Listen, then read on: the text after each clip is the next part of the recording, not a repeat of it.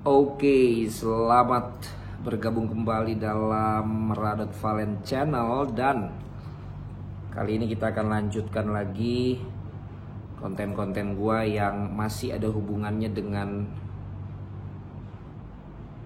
kejadian yang begitu heboh ya, masih berhubungan dengan Messi, dimana gua mengambil data-data dari sumber-sumber yang gue baca bagaimana dampak Messi untuk Barcelona, untuk kota Barcelona. Tadi itu adalah klub Barcelona, kota Barcelona, dan juga dari negara Spanyol. Terlepas dari keadaannya, dia akan segera pergi, dan juga terlepas dari memang harus keadaan yang harus memaksa dia pergi, mengingat angka-angka yang ada dari Barcelona yang sudah tidak memungkinkan jika disesuaikan dengan aturan dari La Liga. Kemudian juga ditambah dengan kenyataan bahwa secara profit dan juga loss Barcelona banyak hutang, walau juga data menunjukkan secara revenue Barcelona adalah top 2 besar dari pendapatan klub dalam beberapa tahun terakhir. Tapi gua ingin menginformasikan tentang bagaimana selama ini dampak-dampak yang bisa diberikan kehadiran Messi kepada 3 hal yang tadi gue sebut. Menurut salah seorang analis ekonomi di Spanyol, untuk mengukur itu ada 3 parameter yang bisa dilakukan. Yang pertama adalah mengukur secara sporting, yaitu dilihat dari kontribusi dia secara prestasi untuk Barcelona. Kemudian yang kedua secara ekonomi, yaitu dampak ekonomi yang ia berikan bagi Barcelona. Juga yang ketiga adalah sporting, economic, dan yang ketiga adalah emotions. Bagaimana dampak-dampak yang secara tidak terlihat namun nyata dengan kehadiran Messi. Dan kita tahu bahwa kehebohan terbesar datang dari kontrak Messi yang bocor di tahun 2017 sampai 555 juta euro kalau dijumlah dari berbagai macam nilai yang diatur dalam kontrak tersebut. Nah, bagaimana dari sisi sporting? Dari sisi sporting, yang jelas data menunjukkan bahwa 36% dari semua pialanya Barcelona itu ada di eranya Messi, tanpa mengenyampingkan generasi dan generasi yang ada bersama-sama dengan Messi. Tetapi dari setiap kehadiran Messi atau dalam masanya Messi, ternyata data menunjukkan 36% piala ada di saat Messi berada di Barcelona. Artinya kalau ada 100 piala, maka 36 pialanya ada di saat bersama dengan Messi. Kemudian yang kedua adalah Messi selalu menjadi top scorer di klubnya ataupun juga di liga yang diikuti. Rata-rata selalu seperti itu di 3 generasi yang ia jalankan. Generasi saat bersama dengan pelatih Frank Rijkaard, di mana ada Ronaldinho dan kawan-kawan. Generasi ketika dia menjadi andalan bersama dengan Xavi, Iniesta, Busquets, Pique, dan kawan-kawan. Sampai akhirnya generasi sekarang ketika Messi menjadi yang dalam tanda kutip paling senior, dengan pemain-pemain yang baru, dengan pemain-pemain yang lebih muda. Ini menunjukkan konsistensi dia, tapi sekaligus juga menunjukkan memang Barcelona masih terlalu tergantung sama dia. Makanya ketika dia juga beralih fungsi menjadi seorang top assist, ini kembali menunjukkan bagaimana seorang Messi pun memberikan kontribusi, bukan hanya sekedar mencetak gol. Tapi tadi efeknya adalah ketergantungan tersebut. Lalu juga secara sporting, yaitu penghargaan-penghargaan baik itu secara data statistik setiap pertandingan, setiap kejuaraan yang ada di dalam sesama pemain Barcelona, ataupun juga penghargaan-penghargaan yang ada di setiap kejuaraan dan juga liga yang diselenggarakan, misalnya pemain terbaik dan lain sebagainya, dan juga Ballon d'Or yang ia dapatkan. Walaupun dengan penghargaan pribadi ini tentu juga berdampak dengan harga dia yang semakin naik, tetapi dengan kehadiran dia juga penghargaan-penghargaan bagi Barcelona juga bermunculan. Namun juga tentu negatifnya, lagi-lagi bagaimana ketergantungan dari Messi ini belum ada obatnya. Kemudian dari sisi ekonomi, ini sangat panjang sekali kalau kita telaah lebih angka per angka, tapi gue udah baca, namun karena gue bukan ekonomis dan gue bukan analis, bukan ekonomis, maksudnya bukan orang ekonomi dan bukan juga analis ekonomi, daripada gue salah sementara ini menerangkan, tapi paling enggak yang gampang dicerna aja, bahwa data yang gue baca, dari 10 jersey Barcelona yang dibeli di pasaran, 8 diantaranya adalah baju bernomor punggung 10 bernama Messi. Padahal kita tahu bahwa dia dikontrak oleh Adidas secara pribadi, namun Nike mengontrak Barcelona sehingga memberikan pemasukan yang sangat-sangat bisa dikatakan besar, walaupun ini bukan pemasukan terbesar dari klub Barcelona. Kemudian sponsor-sponsor yang masuk yang memperpanjang itu rata-rata selalu memastikan dahulu apakah Messi ada di sana.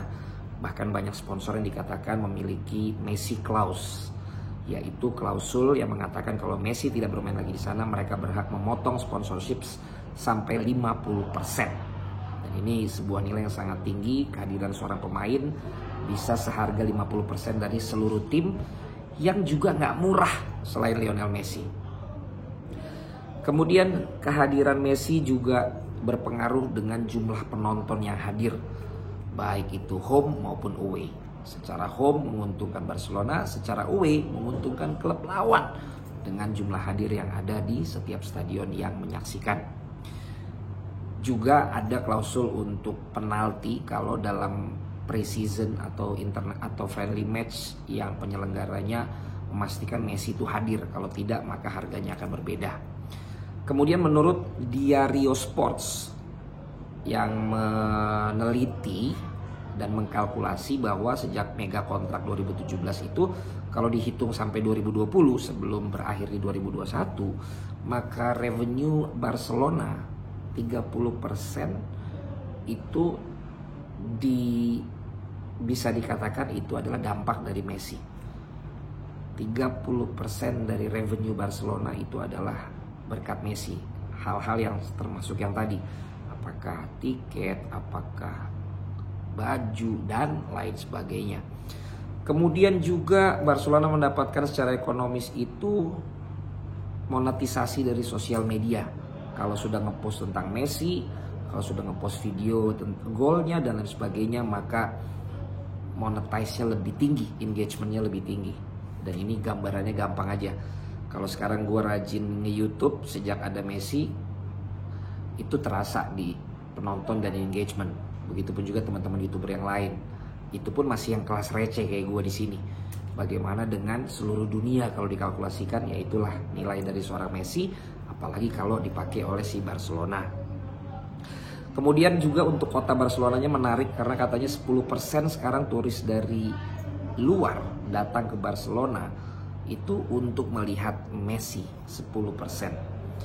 Lalu untuk negara juga ini luar biasa, pajak Messi ternyata kita tahu di sana pajaknya 50%, itu setiap dibayarkan oleh Messi rata-rata dia sama dengan rata-rata penghasilan minimum regional di sana, mewakili atau juga merepresentasikan 120.000 warga untuk satu orang Messi. Jadi kota Barcelona sendiri akan kemungkinan kehilangan, lalu juga penghasilan negara juga demikian. Nah, dampak negatifnya ya tentu saja Messi sangat tahu value nilai dirinya, dia juga menegosiasikan harganya juga tetap tinggi walaupun dia sudah mau mendiskon. Namun karena juga ada pemain-pemain lain yang juga dihargai tinggi, diperpanjang kontraknya juga sangat tinggi, sehingga tidak mengkalkulasikan ketika Messi di-approve untuk nilai sedemikian besarnya. Sementara yang lain pun ternyata tidak diproporsionalkan, tapi juga ada yang dituruti. Sehingga inilah yang terjadi sampai masa kontraknya berakhir, dia jadi free agent, dan ternyata ini yang menjadi masalah. Dan itu pun ada kaitannya kalau pertanyaannya kenapa kalau udah tahu kehadiran Messi ini bisa bikin ribet yang lain. Ya, karena ini juga berpengaruh dengan faktor emotions, ya, faktor emotions yang dipakai oleh para calon kandidat ketua atau presiden dari Barcelona. Mereka pokoknya selalu jual kampanyenya adalah akan mempertahankan Messi dan akan mempertahankan Messi, karena secara emosional itu yang akan membuat mereka didukung oleh para sosio atau para pemegang vote untuk memilih menjadi presiden Barcelona. Dan yang lebih besar lagi secara emotions adalah followers Messi biasanya juga akan follow Barcelona, karena followers Messi jauh lebih banyak dari followers Barcelona. Warga di negara Argentina itu banyak sekali yang menyukai Barcelona karena ada Messi, atau minimal menyaksikan pertandingan Barcelona, menyaksikan konten-konten Barcelona, dan itu bisa menghasilkan uang. Lalu fans Barcelona secara emosi semakin loyal dengan adanya Messi.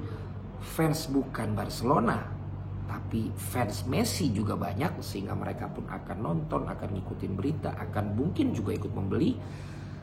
Lalu secara emosi juga ini membuat Barcelona dikenal sebagai sebuah klub yang memiliki pemain idola dari kebanyakan semua pencinta sepak bola di dunia. Lalu secara emosi juga banyak sekali cita-cita pesepak bola yang ingin main bareng Messi. Banyak juga anak-anak yang kalau ditanya kenapa mau jadi pemain bola, karena Messi, dan mereka tahu semuanya Messi adalah pemain Barcelona. Dan juga orang jadi lebih banyak tahu juga tentang kota Barcelona dan Spanyol itu karena sepak bolanya, dan terlebih karena ada Messi di dalamnya. Jadi ini adalah parameter yang bisa menggambarkan bagaimana jika sebuah klub tidak memperhitungkan dengan benar faktor-faktor yang ada tadi, sehingga membuat seorang pemain bisa punya value yang begitu tinggi, ditinjau dari sporting, dari kemudian juga dari, jadi lupa gue, yaitu satu sporting, kedua juga ada, yang ketiga ada emotions, dan juga yang kedua ada economic. Dan ini yang tidak dikalkulasi dengan tepat sekali lagi oleh Barcelona.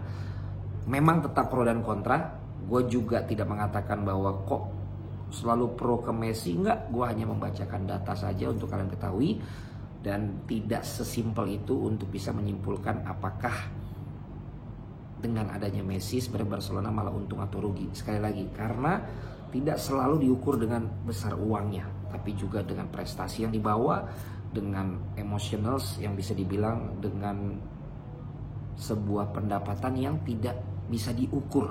Nah, ini yang akhirnya membuat seorang Messi ini bisa segitunya dampaknya sampai dengan hari ini. Jadi teman-teman, kalian juga sekali lagi punya hak untuk bisa menyimpulkan apa yang gue sampaikan, tapi kira-kira itulah yang gue baca, itulah yang gue lihat-lihat, dan itulah yang gue share ke lo di episode kali ini. Jadi tidak bisa mengukur hanya dari satu sisi tadi, tapi dari 3 sisi yang barusan gue sebut, di mana masing-masing punya value sendiri bagi seorang Lionel Messi, dan bisa dijadikan juga patokan untuk pemain-pemain yang lain. Sehingga kalau kita ditanya, kemarin itu adalah ukuran dari klub ataupun pemain mengukur dirinya saat dia akan bergabung dengan klub lain, atau akan beli atau akan dibeli.